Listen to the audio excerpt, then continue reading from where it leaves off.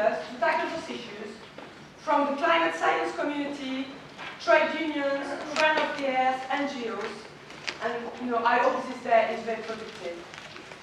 But first of all, we would like to pay a brief tribute to our late comrade, Ken Montague, who was leading this conference organizing groups while he sadly passed away after a short illness.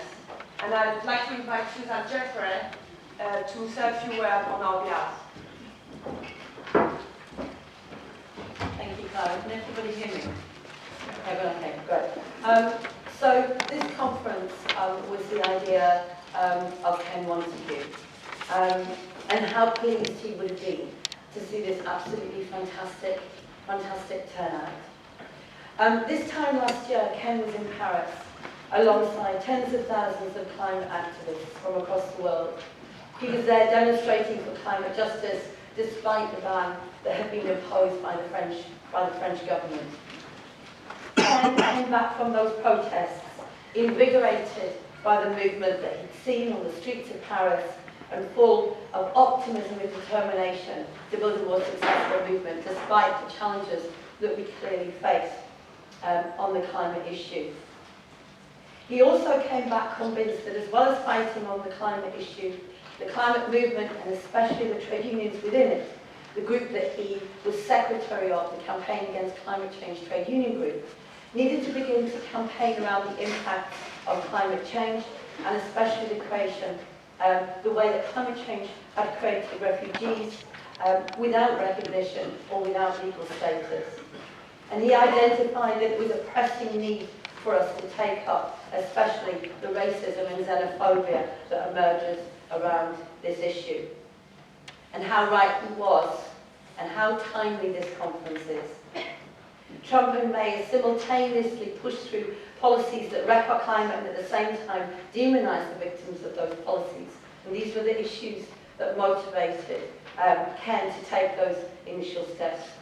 Trump's brutal ban on refugees and May's cruel attacks on the most vulnerable child refugees, many of those travelling from parts of the world already experiencing some of the worst impacts of climate change.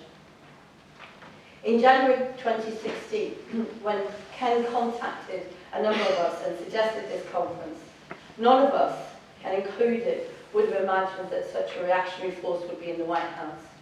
But none of us either could have imagined that Ken wouldn't be with us.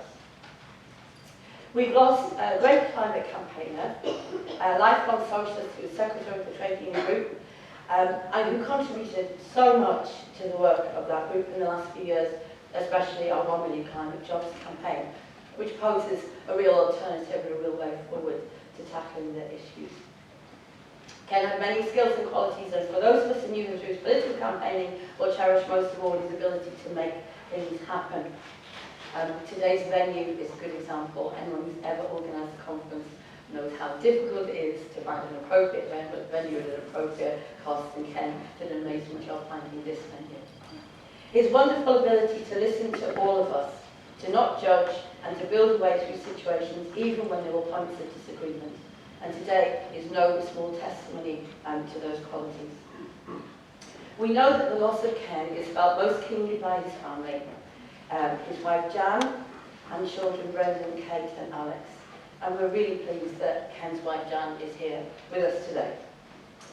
We hope that today's conference and the campaigning work we do in the coming weeks, months and years will stand as a fitting legacy for Ken and his commitment to creating an equitable, just and sustainable world, a much better kind of world. And I'd like to finish by asking us all just to take a minute to remember Ken and to celebrate Ken's life and contribution to the movement with applause and with the sound of hope and optimism which Ken brought to most situations, unfortunately that we've seen in spades in the wonderful protests of the last few weeks. So I'd like you to join me.